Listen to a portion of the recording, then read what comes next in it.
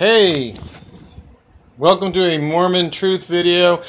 This is number 4 in the CES Letter review. This subject is going to be about the plural relationships, plural marriage, polygamy, polyandry, the spiritual wife system. Jeremy doesn't mention the spiritual wife system, and that's a huge deal.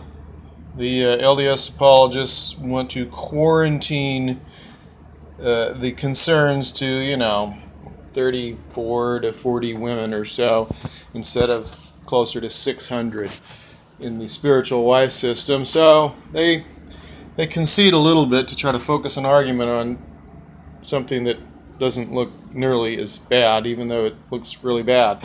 So first we're going to read what Jeremy's got to say here and take a look at some stuff in the Doctrine and Covenants, and we'll introduce a little bit about the spiritual wife system, because Joseph Smith did practice that, and it involved a lot more than 34 women.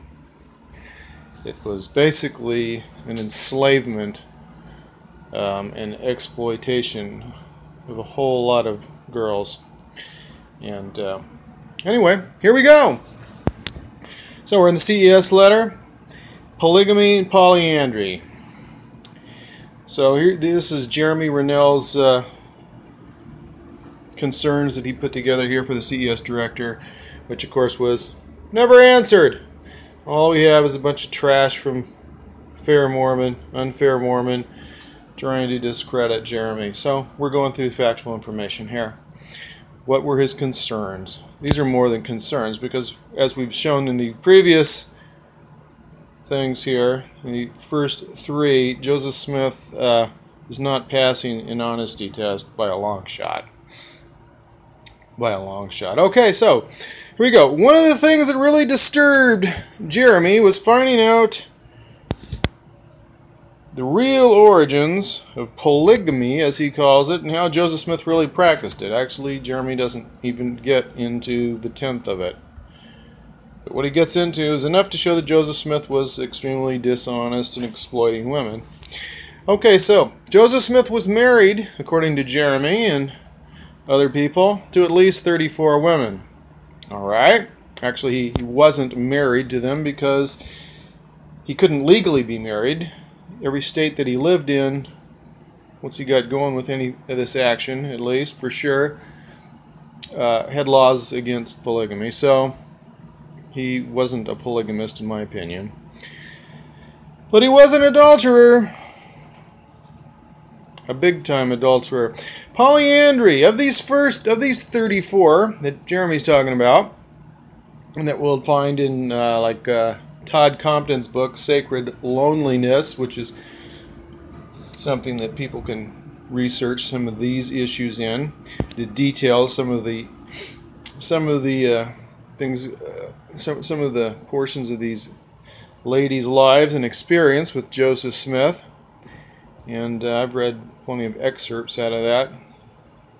This was greatly disturbing to me when I first learned about these other women, especially that 11 of them, it says, were married women. Yes, they were married to other guys. So Jeremy's going to focus here on Orson Hyde, who was an apostle, and he was on a mission that Joseph Smith sent him on to dedicate the land of Israel to the return of the Jews, or to the establishment of the Jewish Zionist nation of Israel 100 years later, maybe.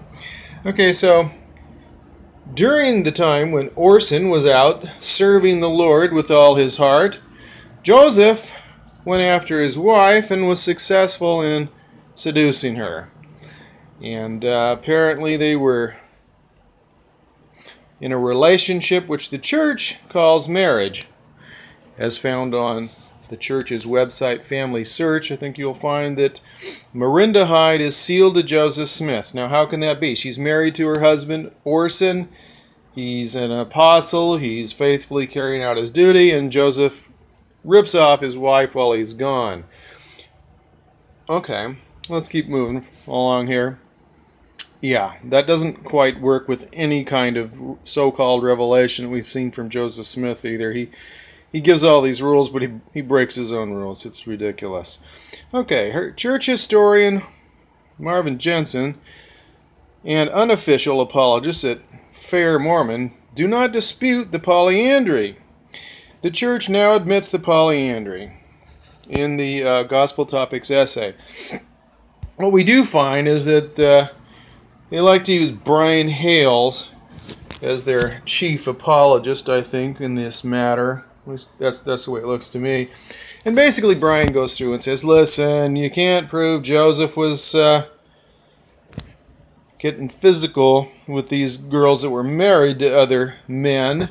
So we'll just give him the benefit of the doubt. If you don't have a if you don't have a paparazzi taking a picture of him in action with these girls, then you can't prove it. And we know he's just the Paul Bunyan folkloric figure that we've portrayed him to be. So the default is he's innocent, of course, of all things. What they don't talk about here, what Jeremy doesn't talk about, and what Brian Hales avoids, is the fact that, well, if Joseph Smith is sealed to these women, and they're sealed to him for eternity, then he's destroyed their families. Husband and wife, children, that's broken up. They weren't sealed to him, to their husbands. They didn't hear about this doctrine. So if God supposedly gave this doctrine to Joseph Smith, he stole these men's wives. And some of them were out on missions, serving the Lord, and they came back to find out that their wives have been stolen for all eternity. Nice. And I suppose their children too. So the husbands are going to have to go out and catch other girls and start all over again. And they may have been in love with their wife. The wife may have been in love with them, but Joseph Smith may have coerced them and said that, God revealed that you are to be one of my spiritual wives or whatever. And so for eternity, according to Mormon doctrine, these families are destroyed. Lovely. Okay, Jeremy wasn't too comfortable with 7 of these girls being girls of younger age. A couple of them were 14. Helen Mar Kimball is much talked about. And basically, Helen, 14-year-old Helen,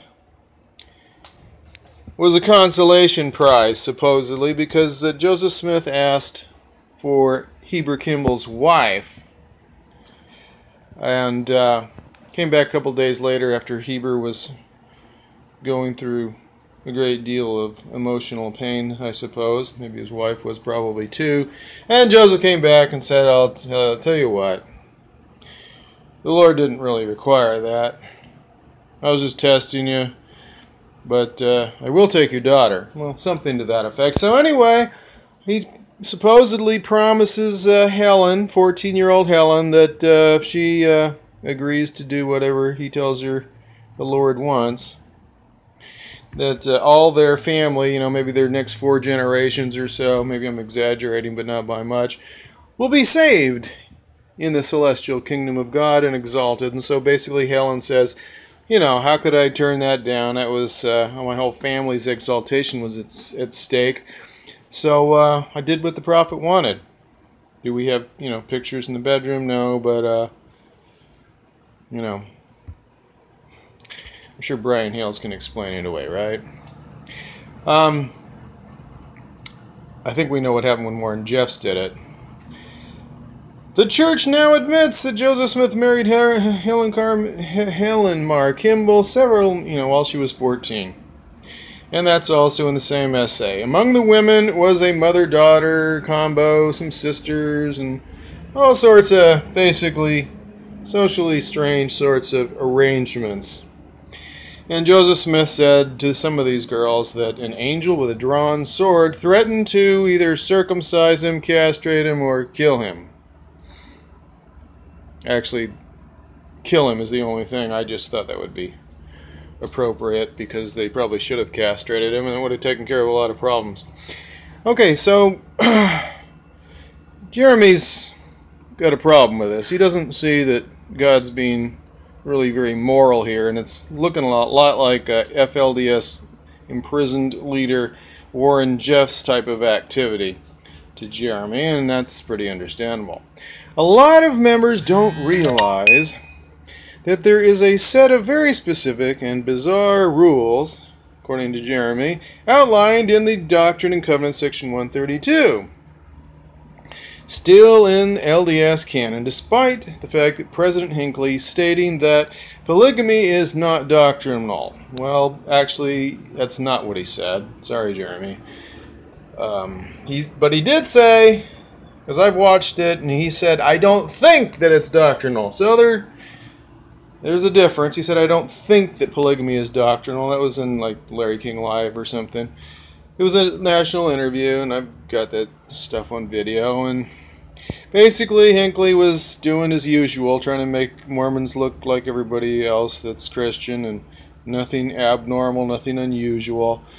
Of course, if it's not doctrinal, I guess that means that all the prophets were adulterers that were practicing it, so Hinckley's not helping out much for people that actually have a brain and think things out. Okay. And we're going to take a look at section 132 because there is some stuff in there that's, it's worth looking at.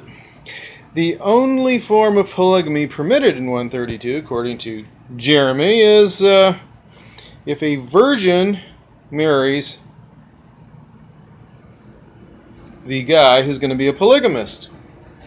And yeah, it always says virgin. It always says virgin.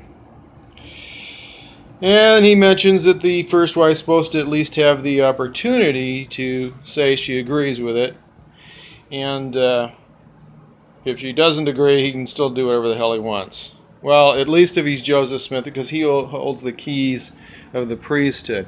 I think on 50 Problems with the Mormon Church video that a Mormon informant did, that was one thing I disagreed with, because there they said basically Joseph Smith had to get permission, and he didn't have to, because he was exempted by having the keys of this power, as it says there.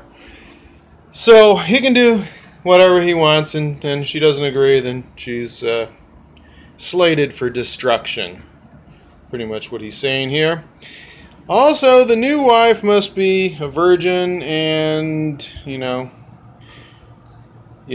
stay just with whoever that she is married to by this power. So everything Joseph Smith did with these other dudes' wives is completely contrary to his own revelation here.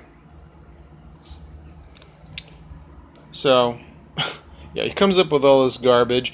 He denies that he ever has the revelation down to the day he dies. And even with the revelation, it doesn't allow him to do half the things that he did do. And he lied about it publicly, and he's ridiculous. Section 132 is unequivocal on the point that polyandry is permitted only to multiply and replenish the earth and bear the souls of men. Well, okay, that's what he says. I'm not going to... It does mention that, that is... it mentions that as an intention. This would be consistent with the Book of Mormon. Yeah, the Book of Mormon mentions an exception, sort of. It says, I, the Lord, that God forbids polygamy unless, he says, obey these things unless I decide to raise up seed. I'm going to mention something here, because if we get into section 132, it's going to basically justify everything that David and Solomon did. Say that God, provided these women to David, especially David and Solomon, through his prophet Nathan or other prophets that held the keys to this power and all that stuff. So they're totally justified.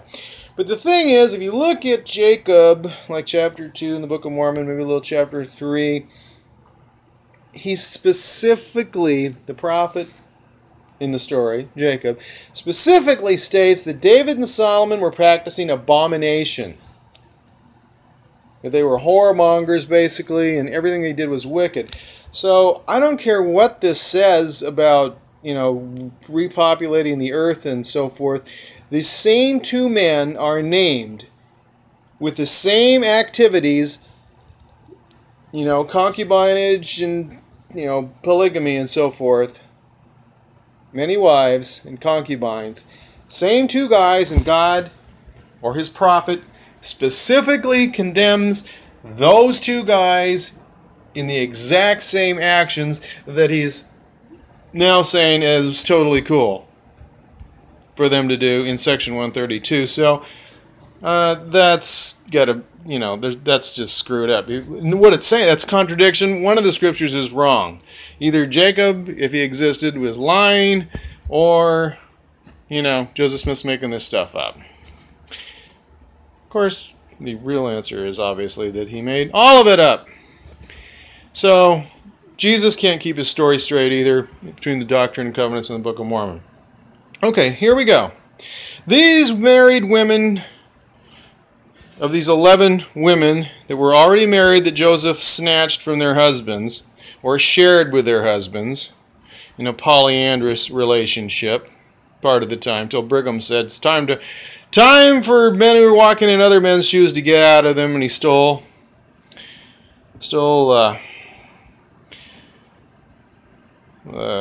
Jacob, I know his name anyway.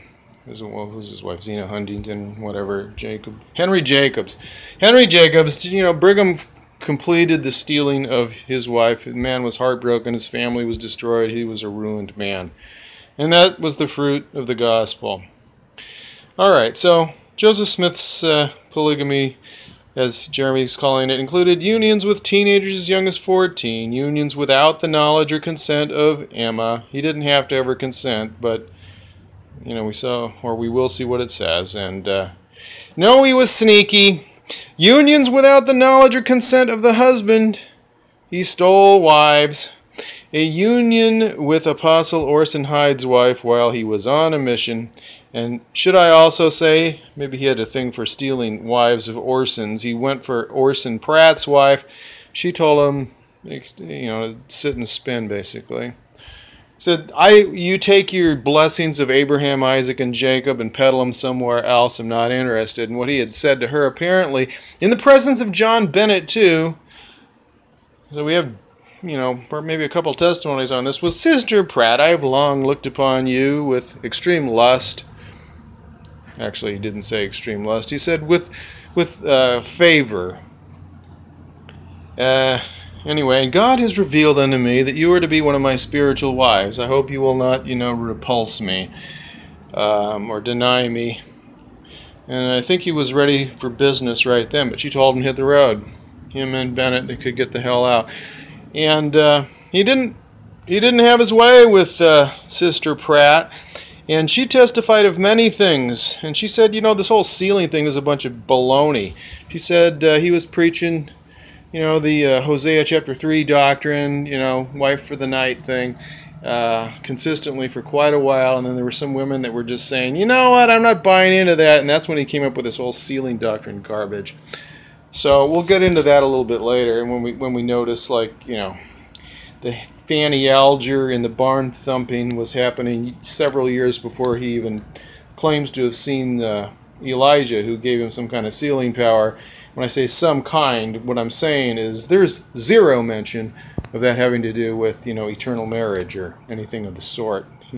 He was talking about turning the hearts of the children to the fathers, lest I smite the earth with a curse, and all that sort of a thing. So when Oliver Cowdery called that a dirty, nasty, filthy affair, sounds pretty accurate. Emma saw him, saw them doing the transaction in the barn, as she said. The transaction, that was pretty couth of her to say it that way.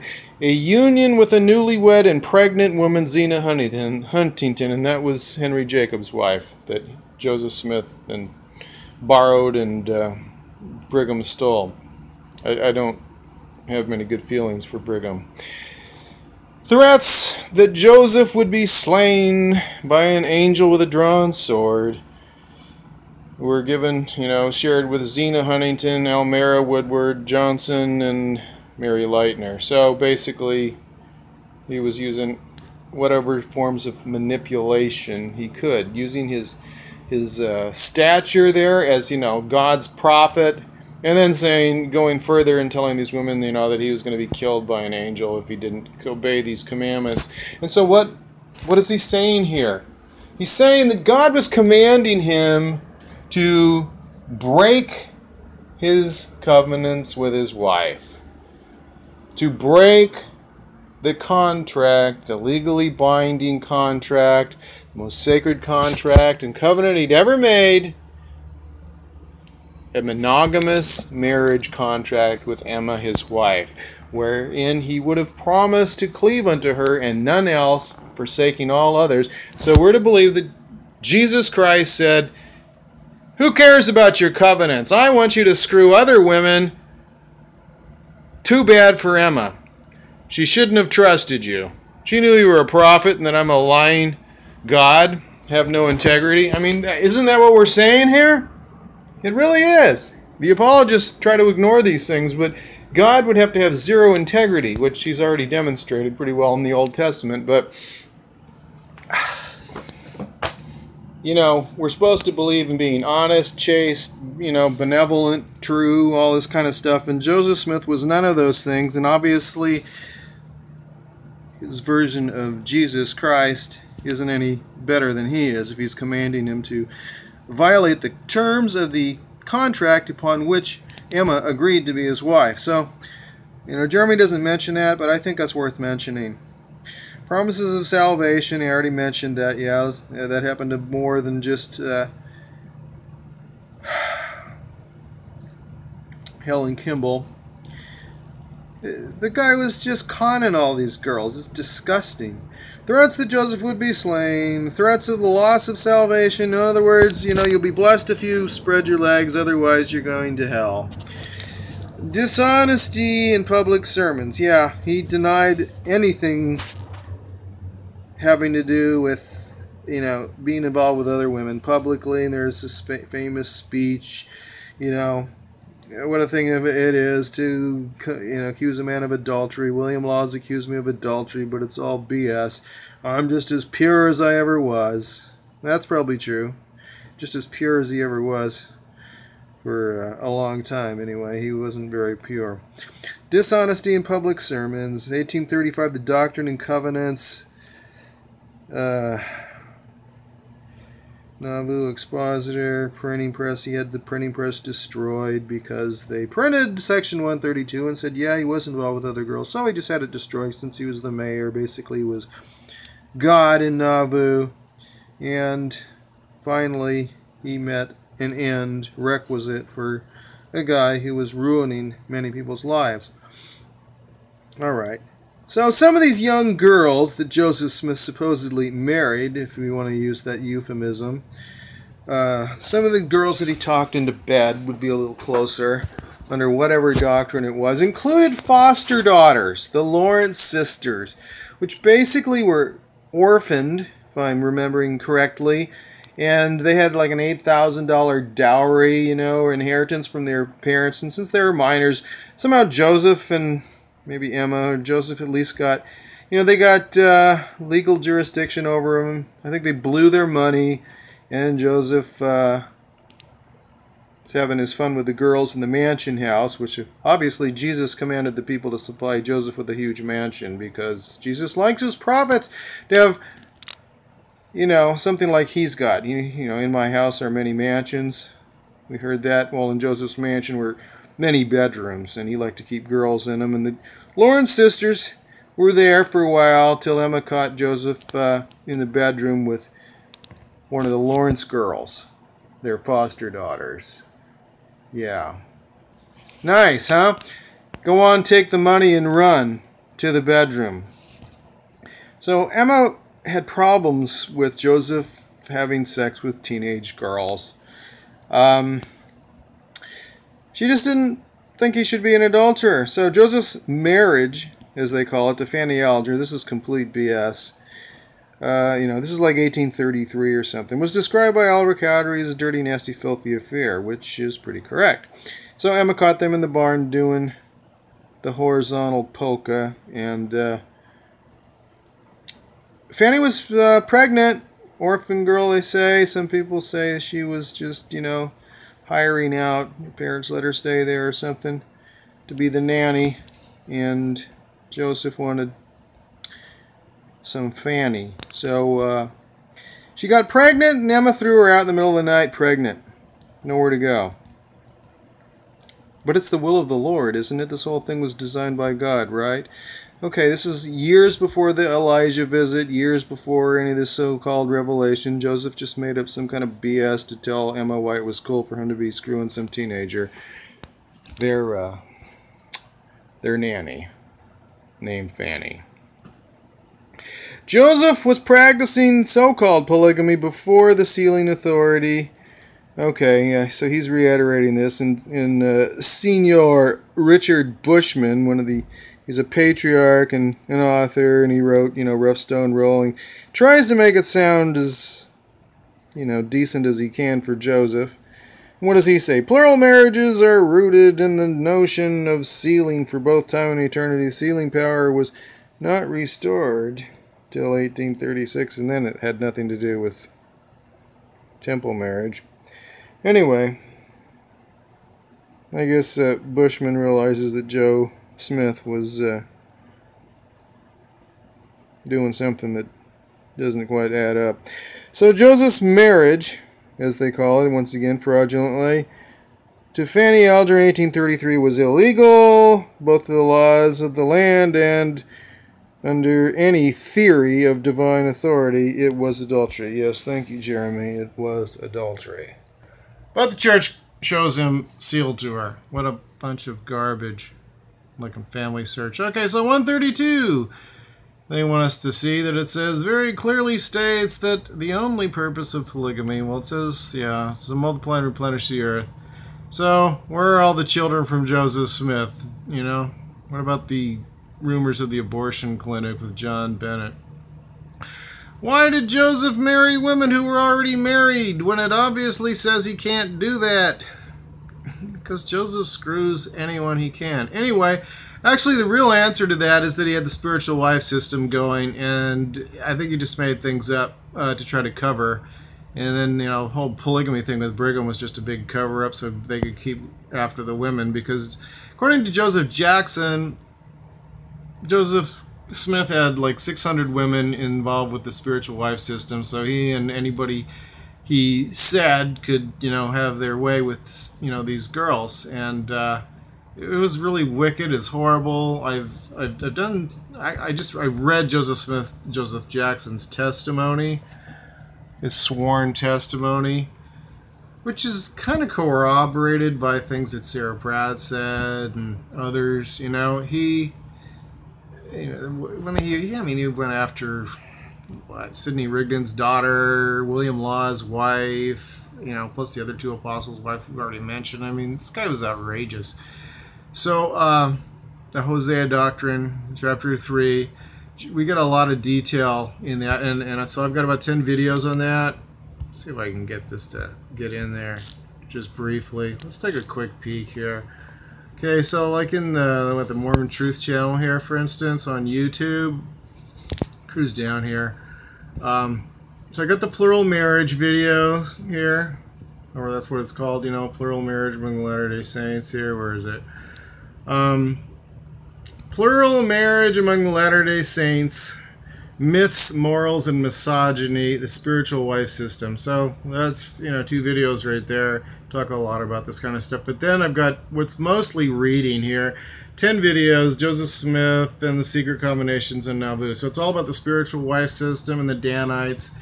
And Joseph Jackson was involved. He was a confidant of Joseph Smith. He was a non-member, but he was in the Council of 50, Joseph's secretive organization, where some of his buddies were involved with, like wife swapping action, swingers, and the Danites, which is basically secret combination of, murder, plunder, all that kind of stuff that went on in Missouri, but continued with his hitmen and Brigham's hitmen, people pretty famous like Porter Rockwell or Bill Hickman, carrying out murder for these guys. They had a crime organization. According to Joseph Jackson, he's pretty detailed in his testimony, and kind of like the mafia, basically. So we don't see that in the Gospel Topics essays, but read this stuff, and you read, you know, enough other people's stuff that are kind of corroborating. Read, you know, Danite stuff like John Doyle Lee's Confessions. He was involved in Mountain Meadows, and he was sealed to Brigham. So a lot of things are corroborated with regard to like the Danites and stuff. What was going on in Nauvoo? You haven't heard the tenth of it if you haven't read Joseph Jackson and John Doyle Lee.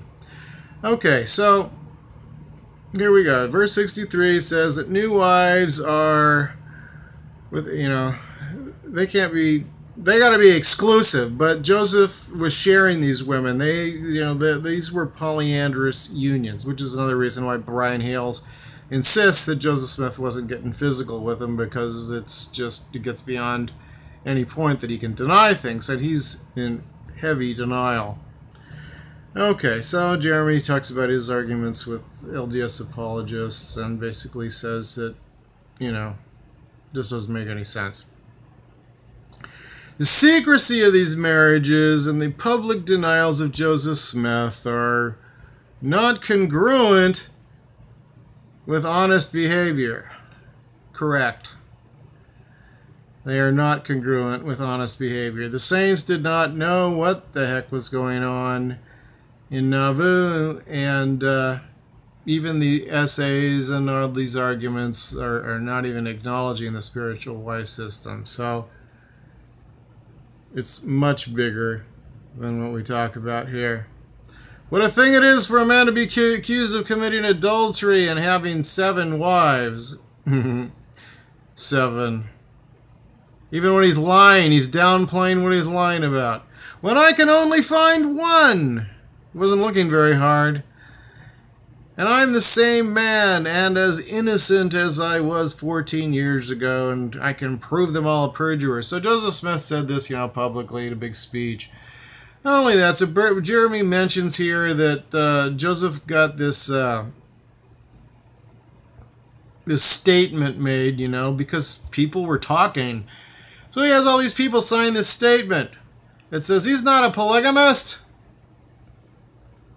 And, you know, some of the women he was in bed with were signing it, you know, like Eliza Snow. Like when they formed the Relief Society, it was supposed to be protecting women from, you know, the sin of polygamy, from somebody being involved with it. And, you know, like Emma's counselors were getting thumped by Holy Joe. At the same time, she didn't even know it. So, pretty disgusting, huh? So, some of the people that signed this affidavit, where does he have this? It's in here. You know, like John Taylor, Wilford Woodruff, Eliza Snow, some bishop who married Joseph to, you know, supposedly sealed him to his daughter. They didn't have to do this in temples. Anywhere would do if Joe wanted to have some fun. So, these people were knowingly lying about this, and including future presidents of the church who were apostles at the time. All right, now here it shows charts, you know, comparing Joseph Smith to Warren Jeffs on, you know, they should have put Kobe Bryant in here too. Anyway, except for he didn't claim a religion that I'm aware of, or Black Pete. Brigham Young didn't like him. He only had about, I don't know how many women. He talked him into bed and had his own little spiritual wife system going. I think they made him a 70 too. That's mentioned like in the Blacks and the Priesthood kind of apologetic stuff, I guess. 3 Mormons were talking about that subject. They probably avoided the Black Pete thing. Doesn't look too good. Quackoos like Black Pete too at BYU, I've heard. Or close to it. I don't know if they have explicit stuff. He was making out with my roommate for 2 hours. She said, one girl.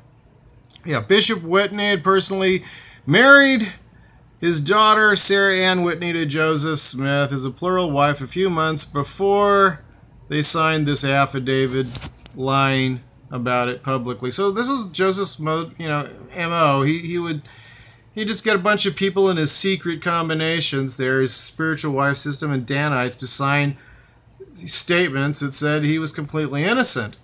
And, so he's got like 30 witnesses, except for many of them are liars. Maybe they were all knowing it, who knows. But Jeremy's able to clearly document that they have, clear documentation that multiple people here, like at least 5 of these people signing this thing, including apostles, knew damn well they were lying through their teeth that Joseph was involved with these other women. So if we read what Joseph Jackson says, what John Bennett says, and we don't just say, and William Law, and Jane Law, and Nancy Rigdon, and Sarah Pratt, I mean, we've been trained to say, oh, these were traitors and tyrants. They just were lying about Joseph Smith, these filthy apostates. David Whitmer, Oliver Cowdery, they all said he was a whoremonger. And all of them are just discredited. John Bennett was involved. He was in the spiritual wife system screwing around too, and he got busted, so he had to be X'd to save face for Joseph Smith. They had to say, oh, this guy's an adulterer. He was in the first presidency. Joseph meets friends, and they do him some favors. Next thing you know, they're like first presidency or something, or head of the Nauvoo Legion or whatever. I mean, that was kind of that way with John Bennett. And Joseph Jackson, he didn't ever join the church, but he was like in with Joe. And he was doing it to spy on him, basically, he said, and prove that he was what he is. Rigdon, I mean, he converts, and, he's got a bunch of people, so this looks like a business deal. He brings over a bunch of his converts, and next thing you know, he's like first counselor. So, yeah, getting in with Joe, you could wind up in a position of a lot of authority in a hurry. All right. Yeah, so here's the Warren Jeffs comparison, and, here's mother-daughter combos, whatever you want. Joseph's got the examples here. Cousins, sisters, stepsisters, you name it. I might be exaggerating, but not by much there. I mean, so they're comparing him to Warren Jeffs. So if we get into section 132, that's pretty interesting. Also, it should be noted that Joseph Smith put something into the Doctrine and Covenants that basically said that polygamy was adultery, and that the church only, the total doctrine was all about monogamy. So that was in the Doctrine and Covenants until a long time after Brigham Young had been practicing openly polygamy. So yeah, it says inasmuch as these people have been plagued with the sin of polygamy and adultery, which is basically one and the same. It was essentially saying, we declare that one man can have one wife and one wife can have one husband, and that's all it is. Anything else is adultery. Unless somebody dies, they can't even remarry. So that was what was in the Doctrine and Covenants. So, and all these things that the church is talking about, Joseph sealed to these women, let's remember that what these guys are harping about, when they're denying Brigham Young, said they're whatever, nothing he says is doctrine now. If they don't agree with it, it's not politically correct, right? It's got to go through the Council of the 12 or the Board of Directors or whatever, Quack who's got to approve it. I mean, Joseph Smith never submitted 132. He denied it even existed. So how can it ever have been doctrine? So how can he be sealed to these women? It's not, it doesn't abide by the same set of rules that they say that we need to have in order to accept anything Brigham said is doctrine, which they now say, they disavow all these things and say, oh, Brigham was just it's making stuff up. It was his opinion. Even though he said, I say it in the name of Jesus Christ, at the pulpit, general conference on the prophet, everything I say goes. The Doctrine and Covenant says, give heed unto all his words, all that stuff. And it wasn't doctrinal. But, this we can have retroactive authority to have these sealings approved that it's all doctrinal because Joseph Smith is special. All right, yeah, so there's all our liars, Eliza Snow, and everybody there. I want to look at section 132 a little bit, because Joseph Smith is he just gives himself massive authority here. It's ridiculous. absolutely ridiculous. But maybe we'll do that another time. Amen. Like it, subscribe, all that good stuff.